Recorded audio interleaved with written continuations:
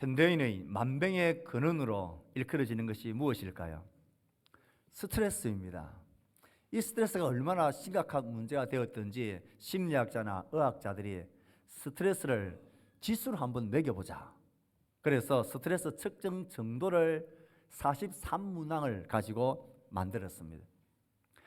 제일 스트레스가 큰 걸 100점, 그렇지 않은 것은 차등 점수를 주면서 나의 스트레스 지수가 얼마인가를 점검할 때 그 43문항을 가지고 점검을 해서 그 표를 점수를 합산을 해서 당신의 스트레스가 요즘 지수가 얼마입니다.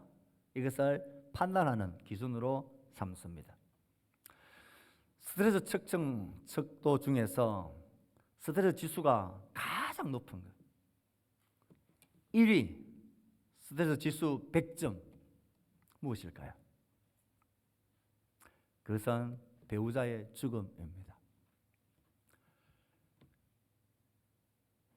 가장 크고 고통스럽고 아프고 힘겨운 게 배우자의 죽음입니다. 배우자의 죽음을 비롯해서 죽음이란 문제는 정말 우리를 힘겹게 만드는 고통과 괴로움의 현실입니다. 왜 그렇습니까? 끝이라는 절망감 때문입니다. 다시 더 이상 소망과 기대할 게 없게 되어지는 마침표를 찍는 그 방점이 죽음이기 때문에 그렇습니다. 그래서 인생의 죽음 앞에 슬퍼하지 않는 사람, 고통하지 않는 사람은 단 한 사람도 없습니다. 우리는 지금 이 죽음의 현장, 인생의 가장 절망이고 끝인 죽음의 자리에 오시는 예수님을 보고 있습니다. 나사로가 병들었다는 소식을 듣자 주님은 그가 이미 죽은 것을 아셨습니다. 그러면서도 이틀을 더 의도적으로 지체하시다가 이제 드디어 내 친구 나사로가 죽었다는 것을 밝히 말씀하시고 제 아들과 함께 가자 하시면서 드디어 이 베다니에 나사로가 죽은 장소에 그가 오시고 있습니다. 오늘 본문은 이 예수님의 방문이 비단 죽은 나사로만을 위한 것이 아니라는 것을 몇 가지 장치를 통해서 우리에게 이야기해 주고 있습니다. 17절, 18절 말씀 오늘 본문은 이렇게 시작을 합니다. 같이 읽어볼까요? 시작. 예수께서 와서 보시니 나사로가 무덤에 있은지 이미 나으리라. 베다니는 예루살렘에서 가깝기가 한 오리쯤 되매. 베다니를 소개하는데 그 베다니를 예루살렘과 연결해서 소개를 하고 있습니다. 이것은 지금 예수님의 이 방문의 목적, 최종 목적지가 이 베다니 죽은 나사로만을 위한 게 아니라는 것을 이 저자가 우리에게 상기시켜 주는 것입니다. 왜 예루살렘이 여기에 느닷없이 등장을 합니까? 지금 예수님은 이 예루살렘을 향하여 가고 있다는 것입니다. 베다니 죽은 나사로를 지나 예루살렘 그 화려하고 멋진 성전이 있는 보좌에 가는 게 아니라 고난과 채찍의 장소, 비참한 심판의 장소, 빌라도의 뜰로 채찍의 자리, 십자가를 지고 올라가야 할 고난의 길 골고다의 언덕으로 십자가 죽음의 자리를 향하여 그는 지금 가고 있다는 것을 상기시켜주는 장치라 할 수 있습니다. 죽은 나사로 한 사람을 깨우러 가는 게 아니라 우리가 지난주 말씀에서 살폈다시피 예수 안에 죽은 모든 믿는 자들의 죽음을 잠들게 하시고 그들을 깨우러 가기 위한 그 길을 주님은 지금 가시고 있습니다. 성경은 그가 이미 죽은지 나으리라 말합니다. 우리에게도 그런 마음이 조금 있긴 하지만 그 당시 유대인들은 사람이 죽으면 3일 동안은 그 영혼이 떠나지 않는다라는 막연한 이런 생각들이 있었습니다. 3일이 지나서 사체의 색깔이 변하고 부패하고 냄새가 나기 시작하면 비로소 이제 죽음의 완전한 절망이라 더 이상 어떤 가능성이 없고 그 영혼이 돌아올 그 시간이 이제는 없다. 이렇게 생각을 하는 그 시간이 3일입니다. 그러니 주님은 이틀을 유하시고 이제 오시면서 도착하지 나흘이 됐다는 말은 부활하는 것입니다. 죽음 중에 절망이고 절망 중에 절망, 죽음 중에 죽음의 자리, 아무런 가능성이 없는 이 자리에 예수님이 지금 오셨다. 그러면 예수님의 이 방문의 길은 인생의 가장 절망 중에 절망, 죽음 중에 죽음, 완전한 죽음이고 절망인 그 자리에 예수님이 뚜벅뚜벅 걸어서 오셨다라는 것을 상기시켜 주고 있습니다. 죽음의 현장 앞에, 죽음의 사실 앞에 보이는 사람들의 반응, 모습들이 어떤 것입니까? 오늘 본문과 함께 계속되어지는 11장의 내용 속에서 죽음 앞에 사람들이 나타낼 수 있는 반응들이 분명히 보입니다. 19절 말씀에 보면 많은 사람들이 오라비 일로 무엇하러 왔더라고요? 위문하러 왔더라. 위로하는 건 죽음 앞에서 우리가 보일 수 있는 정상적인 반응이고 할 수 있는 아름다운 모습입니다. 그런데 여러분, 어떤 위로가 죽음 앞에서 위로가 되던가요? 어떤 위로가 진짜로 나의 죽음의 문제 앞에, 절망의 문제 앞에 소망이 되고 희망이 되게 하던가요? 하지만 우리가 할 수 있는 게 위로밖에 없습니다. 본문을 지난 31절에 보면 예수님이 집에 있는 마리아를 부르실 때에 마리아가 쫓아갑니다. 그 모습을 보면서 유대인들이, 사람들이 뭐라고 말하느냐면 31절에 보면 나가는 것을 보고 곡하러 무덤에 가는 줄 생각하고 따라갔더라.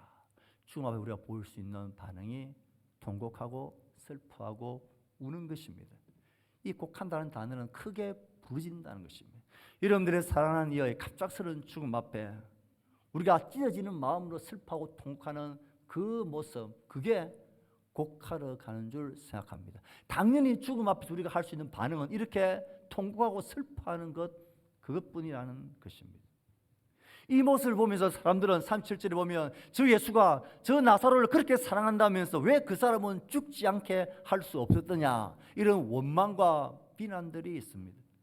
마르다와 마리아도 똑같은 반응을 보입니다. 예수님이 여기 계셨더라면 오라비가 죽지 아니하였겠나이다. 생각해보면 죽음의 현실 앞에 보일 수 있는 우리의 반응, 이게 전부입니다. 위로하기 위해서 애쓰거나 통곡하고 슬퍼하며 고통하거나, 왜 하나님이 이렇게 가만히 버려두셨어? 왜 이래? 원망 어린 그런 마음의 하소연 할 수 있습니다. 그리고 마르다처럼 이제라도 주께서 무엇이든지 하나님께 구하시는 것을 하나님이 주실 줄을 아나이다. 이제 오라비는 죽어서 다 끝나고 절망이지만 그래도 주님이 지금이라도 나의 오라비를 위해서 기도하면 하나님이 그 영혼을 하나님 품에 잘 고이 품어서 편히 쉬게 해주실 수 있지 않겠습니까? 그거라도 주님 기도해 주십시오 라고 부탁하는 것, 그것이 죽음 앞에 우리가 보일 수 있는 전부입니다.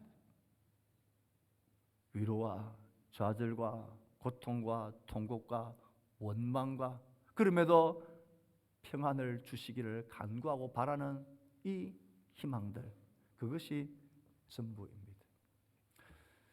저는 1984년 5년도쯤에 고등학교 2학년 시절에 수업을 마치고 자율학습을 하고 있는데 교내 방송에서 저를 비롯해서 몇 명의 동네 친구들 이름을 부르면서 빨리 교무실 오라는 방송을 들었습니다. 가방을 챙겨 오라길래 이게 뭔 일일까 싶어서 동네 친구 몇 사람이 가방을 챙겨서 급히 교무실로 갔습니다.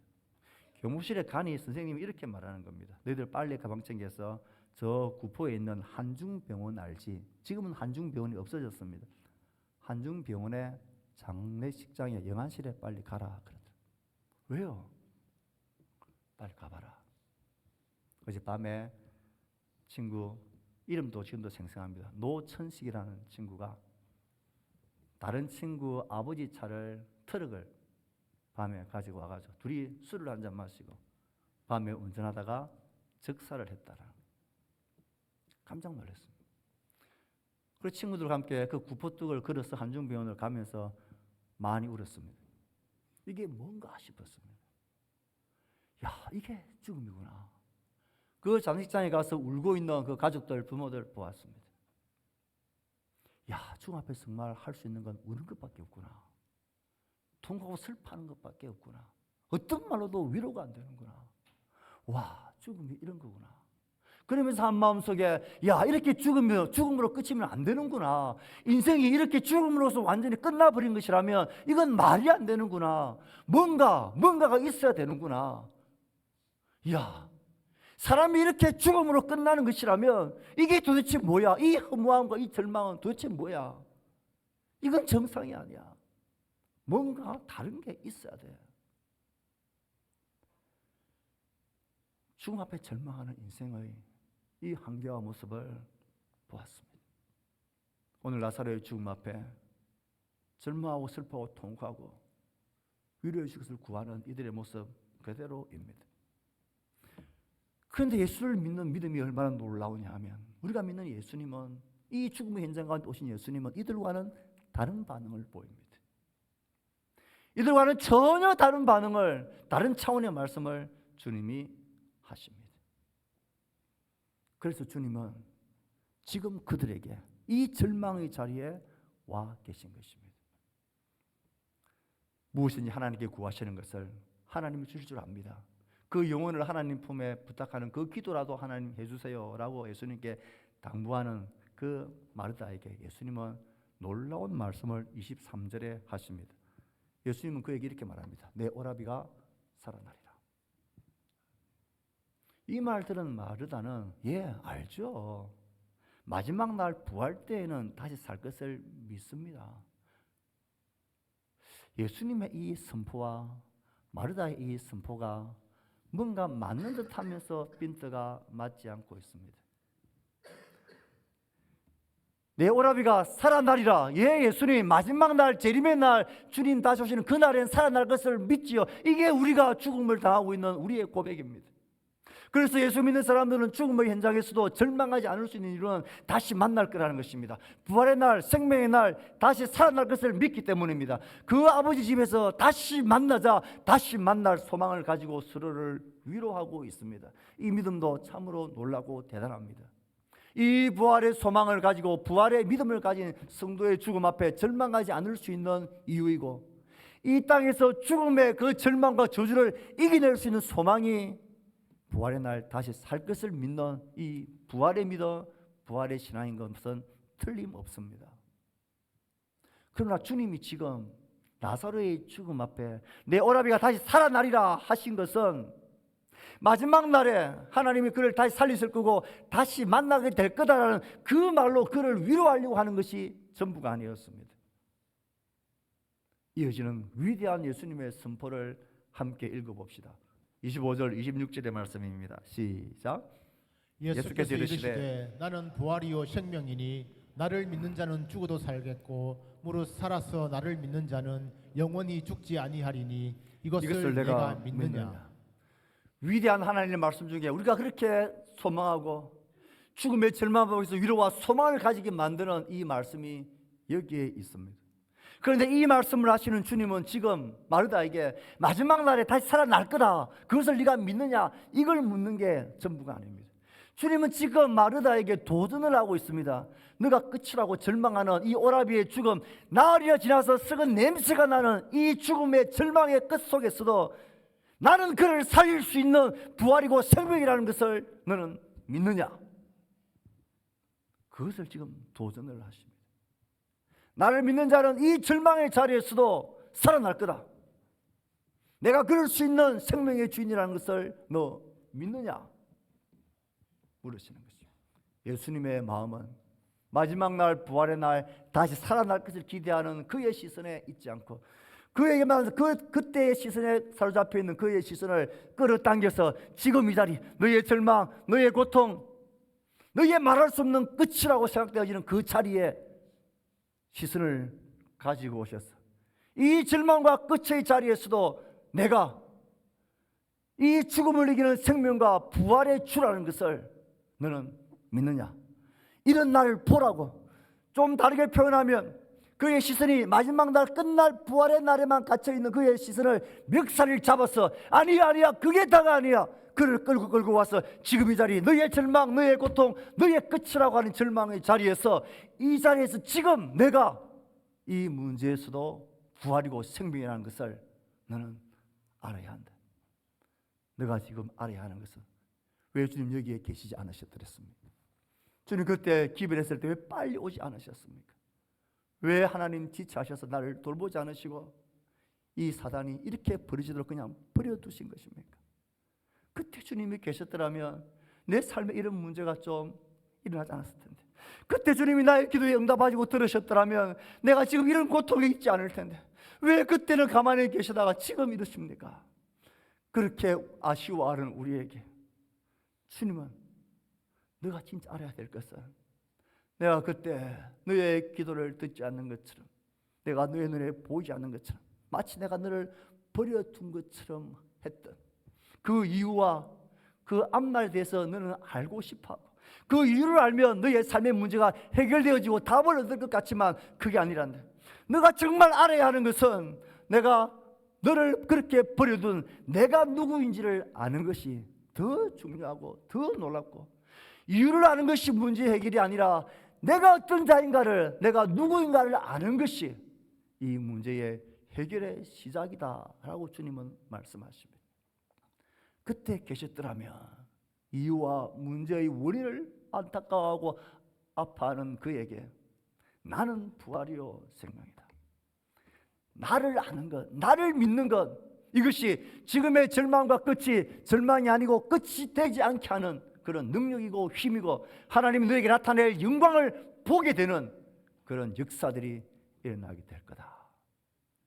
주님은 미래에만 있던 그의 시선을, 그 믿음을 현재로까지 가져왔습니다. 문제의 이유를 아는 것이 해결의 답이 아니라, 알 수 없는 이유와 원망과 아쉬움 속에 맺혀 있는 그 마음을 예수님이 누구인가를 아는 것으로 너의 시선을 바꿔야 한다. 나는 부활이요 생명이다. 왜 내가 빨리 오지 않았는지, 왜 지체했는지를 아는 게 중요한 게 아니라, 지금 이 자리에서 내가 부활이고 생명이라는 것을, 나를 믿는 자는 죽어도 산다, 살아서 나를 믿는 자는 영원히 죽지 아니한다, 나는 지금도 부활과 생명의 주관자이고 주다라는 사실을 너가 알고 믿느냐? 우리의 신앙생활 가운데 만약 주님 그때 내 기도를 들으셨고 그때 조금만 여기서 가시고 도와주셨더라면 얼마나 좋았을까 하는 그런 아쉬움과 안타까움으로, 왜 주님 그렇게 응답하지 않으셨을까 섭섭해할 수 있는 그런 마음들 우리 가운데 있습니다. 그때 주님은 말해줘도 알 수 없고 받아들일 수 없는 이유와 목적 대신에, 나는 여전히 너를 사랑한다, 나는 이 모든 것을 주관할 수 있는 생명의 주고 부활의 주다, 나는 지금도 너와 함께하는 너의 사랑이다, 널 향한 나의 사랑은 이 죽음마저도 넘어선다, 너의 끝이란 절망이란 이 절망마저도 넘어서는 그런 사랑이고 그런 능력이고 그런 주라는 사실을 믿고 아는 것, 이것이 주님이 요구하시는 이 말씀의 핵심입니다. 사랑하는 성도 여러분,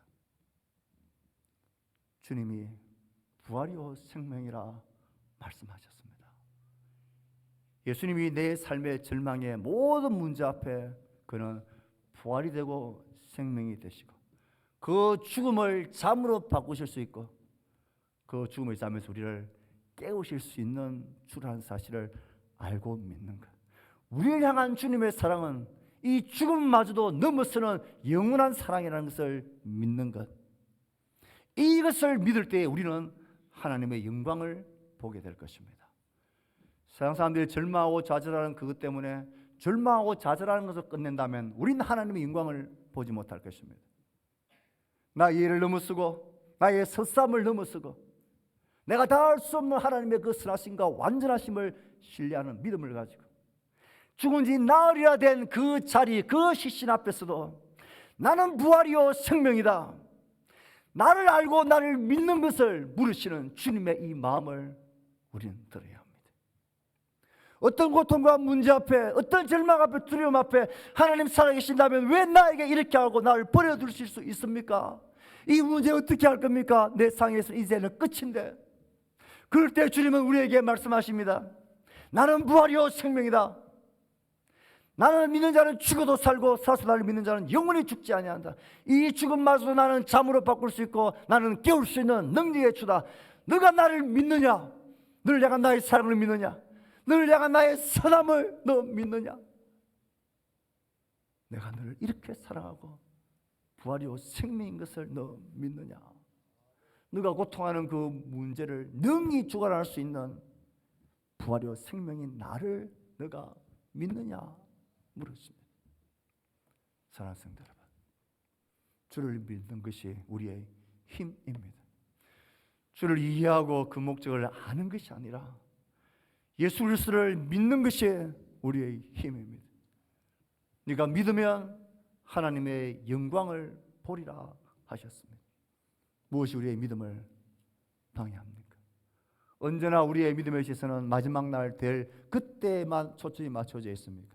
그 주님이, 부활의 생명의 주님이 지금도 나의 삶의 모든 절망 같은 죽음 같은 문제 앞에 여전히 부활이고 생명으로 내 가운데 계시고 그러실 수 있는 분이라는 것을 너는 믿느냐 하는 물으심 앞에 우리의 대답은 무엇입니까? 예수님이 부활이고 생명이라는 것을 보여주는 이 나사로의 사건은 요한복음에 등장하는 모든 주제의 핵심이고 목적이라 할 수 있습니다. 요한복음에는 예수님의 7가지의 표적과 예수님의 자기 선포가 나옵니다. 나는 선한 목자다. 나는 문이다. 나는 생명의 떡이다. 나는 세상의 빛이다. 이 모든 표적들의 최종 목적지, 이 모든 표적들이 한 곳을 가르치는데 그것은 이 나사로의 죽음에서 그를 살리신 생명의 주 되신 예수 그리스도 그분을 보여주는 표적으로 집중된다 말할 수 있습니다. 요한복음에서 말하는 예수 그리스도는 부활이요 생명의 주이십니다. 믿는 자를 심판을 당하지 않고 생명으로 옮겨주시는 주이십니다. 예수 안에는 더 이상 죽음이 없고 더 이상 어두움이 없고 생명의 빛이 되신 예수님을 우리에게 보여줍니다. 예수님 안에서 육신의 죽음은 더 이상 끝이 아니고 영원한 생명의 시작이라고, 그는 죽음을 생명으로 바꾸실 수 있는 생명 주시는 자, 예수를 믿음으로 영생을 얻게 되는 사실을 요한복음은 우리에게 강조해서 보여줍니다. 부활이요 생명이신 예수님을 믿음으로 죽음을 이기는 이 진리의 놀라운 선포는 우리에게 단순하고도 분명한 두 가지 사실을 이야기합니다. 그것은 지금 여기서 부활이요 생명이신 주를 믿는 믿음은 죽음 이후에 부활이요 생명이신 그 신앙과 우리의 실제와 직결된다는 사건입니다. 지금 나사로의 죽음이란 나흘이 지나 썩은 냄새나는 이 자리에서도, 이 현실의 문제 속에서도 예수님은 부활이요 생명이라는 것을 믿는 이 믿음이 없이는 우리의 죽음 이후에 영원한 생명을 심판하는 그 자리에서도 그분은 나의 부활이요 생명일 수가 없다라는 것입니다. 진짜 내가 예수 그리스도를 나의 주요 부활이요 생명으로 믿는 믿음은 우리가 죽어서 그때 나타나고 증거되어지는 게 아니라 오늘 죽음 같은 절망과 고통과 좌절의 자리에서 여전히 예수님은 나의 부활이고 나의 생명이다라는 것을 믿는 지금의 이 믿음, 현재의 이 믿음이 내일의 믿음, 영원한 생명과 직결되어집니다. 오늘 내가 나의 삶의 현장에서 예수를 나의 주, 나의 하나님으로, 나의 생명의 주로 믿고 고백하고 따름이 없는데 그 믿음이 나를 영원한 생명으로 이끌 거라고 생각하는 것은 착각이고 오해입니다. 오늘 믿지 않는데 내 영생이 있을 것이라 생각하는 것은 우리의 오해입니다. 나흘이나 된 이 자리에서 내가 부활이고 생명이라는 것을 너 믿느냐? 그 믿음이 우리의 영원한 생명의 주 되신 주님을 향한 우리의 모든 고백을 증명해 줍니다. 이 사실을 아는 것이 중요한 게 아니라 주님이 물으시듯 둘째의 분명한 사실은 이것을 믿어야 하는 것입니다. 이것을 내가 믿느냐라고 물으십니다. 이걸 내가 이해가 되니? 이게 너가 설명이 되고 납득이 되니 주님은 그렇게 우리의 이해를 구하지 않으십니다. 죽음과 영원한 생명에 대한 이 놀라운 진리는 이해되어질 수 있는 것이 아닙니다. 설명해진다고 뭔가 증명되어질 수 있는 것이 아닙니다. 부활이요 생명이신 예수님, 죽어도 살고 살아서 믿는 자는 영원히 죽지 않는 예수 안에서 죽음은 잠으로 바뀌어지고 죽음에서 깨어날 수 있는 이 놀라운 진리는 이 예수를 믿는 믿음이 있어야만 우리 가운데 실제가 되고 나의 것이 됩니다. 그러면 예수를 믿는다는 건 도대체 그 믿음의 내용이라는 게 무엇입니까? 나는 어쩔 수 없는, 누가 뭐라고 말해도 나는 나 중심적인 죄인이라는 사실을 부인할 수 없는 사실 앞에 겸손한 고백과 인정을 한다는 것입니다. 나의 거룩함과 나의 정결함과 나의 의로움으로는 이 죄의 문제를 결코 해결할 수 없는 무능한 존재라는 사실을 철저하게 고백하는 것입니다. 나에게는 선한 게 하나도 없다는 사실을 인정하는 것입니다. 그리고 죄 없는 예수 그리스도가 나의 죄값을 대신해서 고난과 죽음을 당하시며 나의 죄를 속하기 위하여 그가 십자가에서 피 흘린 대속의 죽음을 그가 죽으셨다는 사실을 고백하고 알고 믿는 것입니다. 그 죄값 속에 나의 죄가 있다는 사실을 아는 것입니다. 그 길 외에는 대속의 길이 없다는 사실을 고백하는 것입니다. 그리고 그 예수님은 죽으시고 다시 살아나시고 부활하셨고 성천하셔서 주를 믿는 모든 자들에게 그의 영으로 임하셔서 이 예수를 믿는 믿음의 역사를 일으키시다는 사실을 믿는 것입니다. 이 믿음을 가지고 오늘을 살아가는 믿음의 순종을 하는 것입니다. 세상은 그런 믿음과 소망을 가지고 이 땅을 살아갈 때에 그들은 손가락질하고 조롱할 것입니다. 무슨 재미로 사냐고, 그게 무슨 삶의 의미가 있냐고, 그런 소리와 조롱 소리에 귀를 막고 예수님이 나를 위하여 죽으셨으므로 내가 그를 위하여 사는 것은 너무나 당연한 것이라 고백하며 즐거이 그를 따르는 믿음의 길을 행복하게 걷는 것입니다. 그 어떤 것도 포기하지 않고 그 어떤 것과도 양보하지 않고 주를 섬기는 즐거움으로, 주를 믿는 즐거움으로 이 소망을 가지고 오늘을 살아가는 이 삶이 주를 믿는 것입니다. 네가 믿으면 하나님의 영광을 보리라. 그 영광은 오늘 이 땅에서 지금 우리가 누릴 영광이고 장차 완전히 성취되어질 그 나라의 영광이 될 것입니다. 우리는 그 영광을 볼 때에 우리를 조롱하고 우리의 믿음의 길을 비웃던, 그리고 그것을 의아해하며 이해하지 못했던 그들이 깜짝 놀라고 통탄하고 탄식하는 모습을 보게 될 것입니다. 사랑하는 성도 여러분, 왜 예수님이 베다니에 오시면서 예루살렘으로 그의 눈길을 돌리시고 죽은 지 나흘이나 되면서 절대 소망이 없는 그 절망과 죽음의 자리에 그가 오셔서 그가 살아날 것이다, 나는 부활이요 생명이니 나를 믿는 자는 죽어도 살고 살아서 나를 믿는 자는 영원히 죽지 아니하리라. 저 멀리 미래에 가 있는 우리의 시선을 멱살잡이라고 했으라도 오늘 내가 당하는 고통의 자리에, 죽음 같은 절망의 자리에 그는 세우시고 너는 나를 믿느냐고, 내가 부활이고 생명인 것을 너 믿느냐고, 이 생명의 믿음으로, 이 믿음으로 너 오늘을 즐거이 날 따르며 살아가냐고 주님은 우리에게 물으십니다. 물으시는 주님에게 대한 마르다의 대답이 27절에 나옵니다. 그의 대답과 함께 우리의 대답은 무엇입니까? 27절을 읽어봅시다. 시작. 이르되 주여 그러하외다. 주는 그리스도시요 세상에 오시는 하나님의 아들이신 줄 내가 믿나이다. 이 고백은 우리의 고백과도 참 비슷합니다. 아쉽게도 이 고백은 50점짜리 반쪽짜리 고백이라 할 수 있습니다. 믿습니다. 주는 그리스도인 것을 믿습니다. 세상에 오시는 하나님의 아들이신 줄 믿습니다. 여전히 이 마르다의 고백 속엔 그의 시선은 마지막 날, 재림의 날, 심판의 주로 임하실 하나님의 아들 그리스도에게 집중되어져 있습니다. 지금 죽어서 냄새나는 나사로가 오라버니가 살아날 수 있는, 살아나게 하실 분이라는 사실은 꿈에도 생각하지 못한 채 그의 고백은 여전히 미래에 이루어질, 장차 이루어질 그리스도시고 하나님 아들이신 줄 내가 믿나이다. 그때 그 마지막 날 그리스도가 하나님의 아들로 증거되어질 그분을 믿는 믿음의 고백도 놀랍고 대단하지만 주님이 이 질문을 하시고 죽은 나사로를 살리시는 것은 이제 너희들 봤지? 예수 안에서 사람이 죽었을 때 다시 살리기 위해서 기도하라고 하시는 그 내용이 사건이 아니죠. 너희의 시선, 미래에만 고정되어지는 그 시선, 장차 이루어질 그 날에 대한 그 시선을 주님은 오늘 이 자리 우리의 현장으로 가져오기를 원하십니다. 지금 나의 고통의 문제에서도, 지금 나의 죽음 같은 절망의 문제에서도 주는 그리스도시고 하나님의 아들이신 것을 믿는 믿음을 주님은 우리에게 요구하십니다. 주의 말씀이라면, 하나님의 뜻이라면 주님은 지금도 선하시게 살아계셔서 여전히 그리스도시고 변하지 않는 하나님의 아들이심을, 지금도 그리스도시고 그날도 그리스도시고 지금도 하나님의 아들이시고 그날도 하나님의 아들이시라는 것, 이것이 내 삶에서 오늘 고백되어지고 누려지게 되기를 주님은 원하십니다. 그래서 소망 없는 죽음의 죽음이라 할 수 있는 날이 지난 나사로를 주님은 살려내시면서 보라는 것입니다. 오늘 내가 부활이고 생명인 것을 보며 너의 삶의 모든 고통의 크고 작은 문제 앞에 동일한 생명의 주관자로 내가 너와 함께 있다, 너는 나를 믿느냐 물으시는 것입니다.